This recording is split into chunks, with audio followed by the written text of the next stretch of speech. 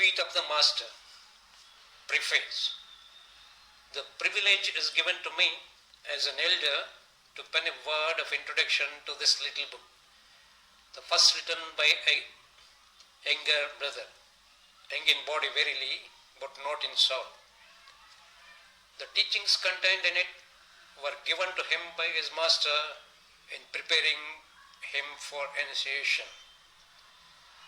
May it help others as the spoken teaching helped him. Such is the hope with which he gives it. But the teachings can only be fruitful if it is lived. As he has lived it since it fell from his master's lips. Annie Besant, December 1910. Forward. These are not my words. They are the words of the Master who taught me. It is not enough to say that they are true and beautiful. A man who wishes to succeed must do exactly what is said.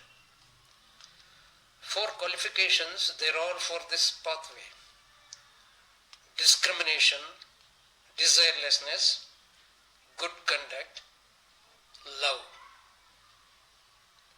By Alconi.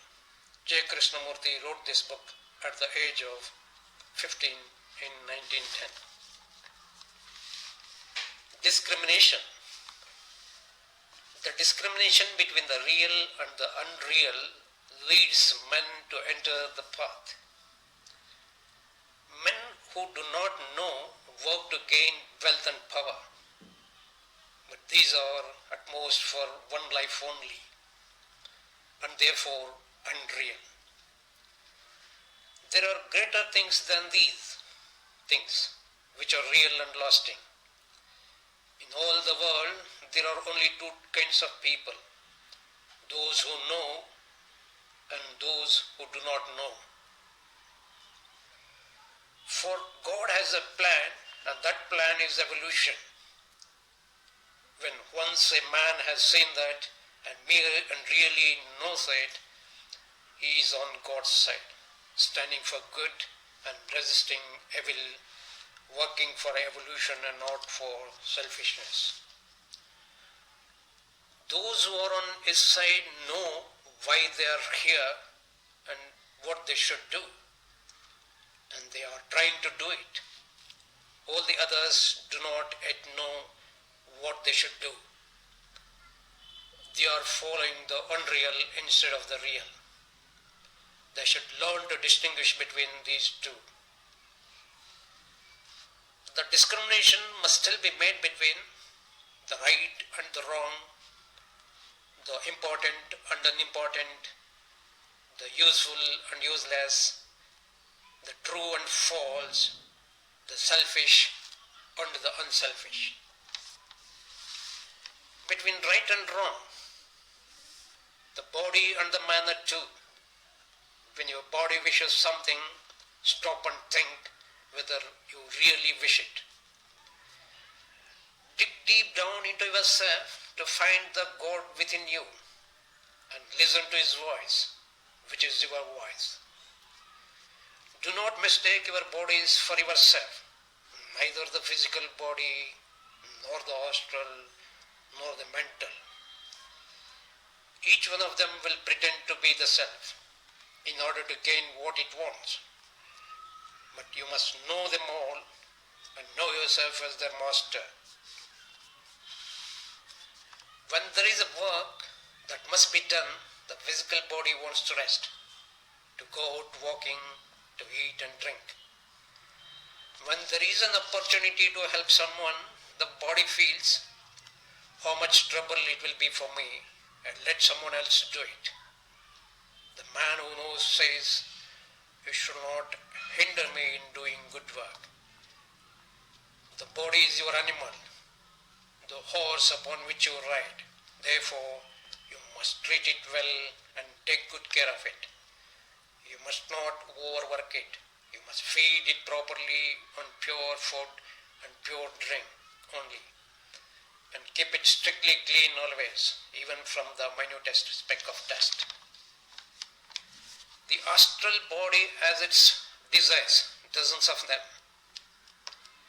It wants you to be angry, to say sharp words, to feel jealous, to be greedy for money, to envy other people their possessions, to yield yourself to depression.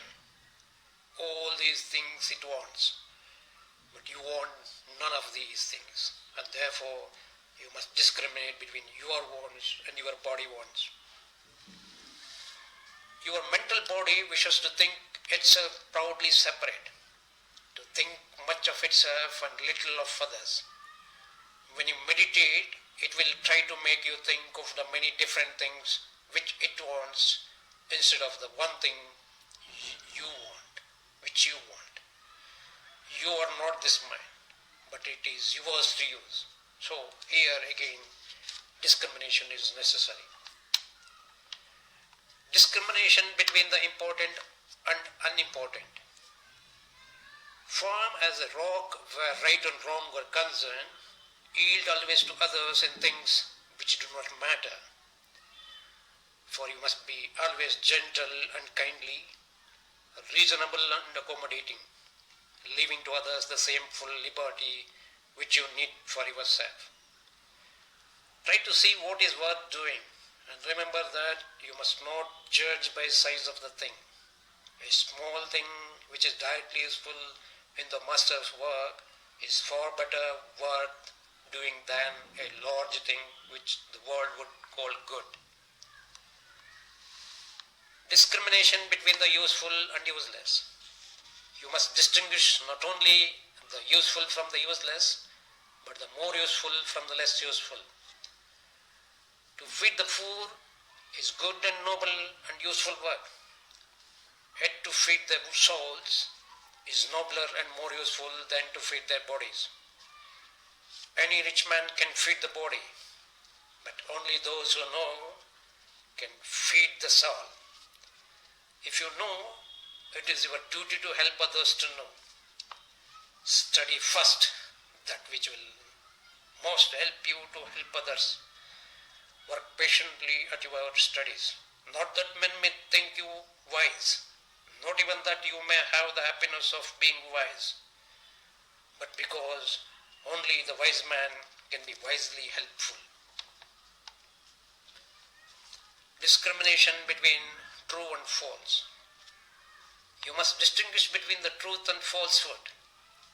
You must learn to be true all through, in thought, word and deed. In thought first. There are in the world many untrue thoughts, many foolish superstitions.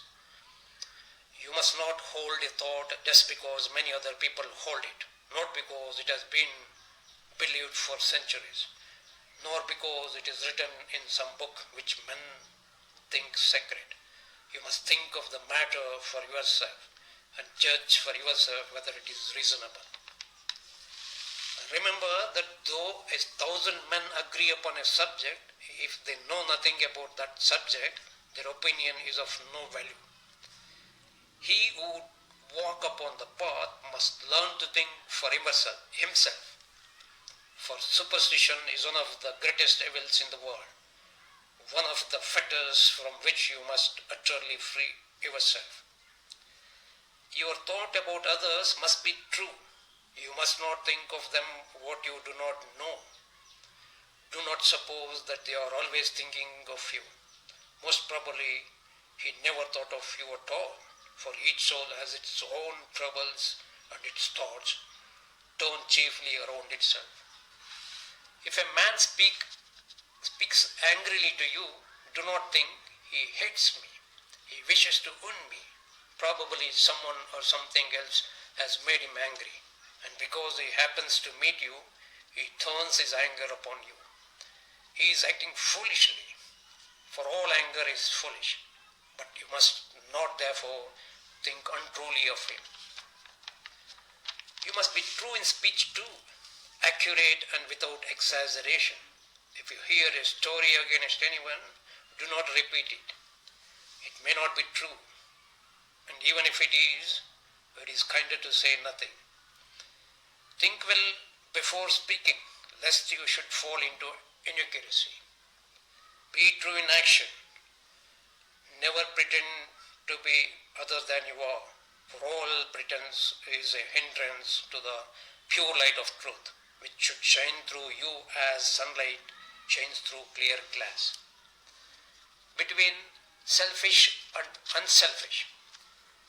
Selfishness has many forms, and when you think you have finally killed it in one of them, it arises in another as strongly as ever.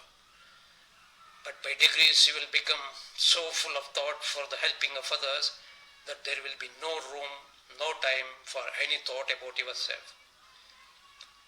Learn to distinguish the God in everyone and in everything, no matter how evil he or it may appear on the surface. You can help your brother through that which you have in common with him, and that is the divine life. Learn how to arouse that in him. Learn how to appeal to that in him. So shall you save your brother from wrong. Desirelessness.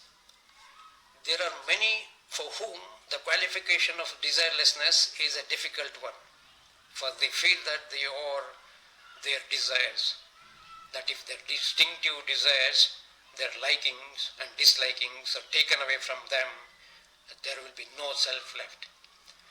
Discrimination has already shown you that the things which most men desire, such as wealth and power, are not worth having. When this is really felt, not merely said, all desire for them ceases. Remember that all selfish desire binds, however high may be its object. When all desires for self are gone, there may still be a desire to see the result of your work. If you help anybody, you want to see how much you have helped him. Perhaps you might want him to see it too, and to be grateful. But this is still desire. When you pour out your strength to help, there must be a result, whether you can see it or not. If you know the law, you know this must be so. So you must do right for the sake of right, not in the hope of reward. You must work for the sake of work, not in the hope of seeing the result.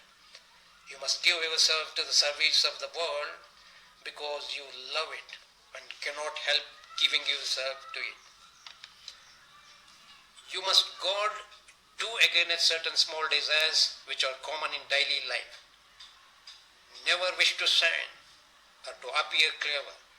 Have no desire to speak. It is well to speak little, but still to say nothing, unless you are quite sure that what you wish to say is true, kind, and helpful. Before speaking, think carefully whether what you are going to say has those three qualities. If it is not, do not say it. Much common talk is unnecessary and foolish. When it is gossip, it is wicked. So be accustomed to listen rather than to talk. Do not offer opinions unless directly asked for them. Another common desire which you must sternly repress is the wish to meddle in other men's business. He has full right to free thought and speech and action, so long as he does not interfere with anyone else. If you think he is doing wrong, and you can contrive an opportunity for privately and very politely telling him why you think so, it is possible that you may convince him. On no account you must go and gossip to some third person about the matter, for that is an extremely wicked action. If you see a case of cruelty to a child or an animal, it is your duty to interfere. If you see anyone breaking the law of the country, you should inform the authorities. If you are placed in charge of another person in order to teach him, it may become your duty gently to tell him of his faults. Except in such cases, mind your own business and learn the virtue of silence.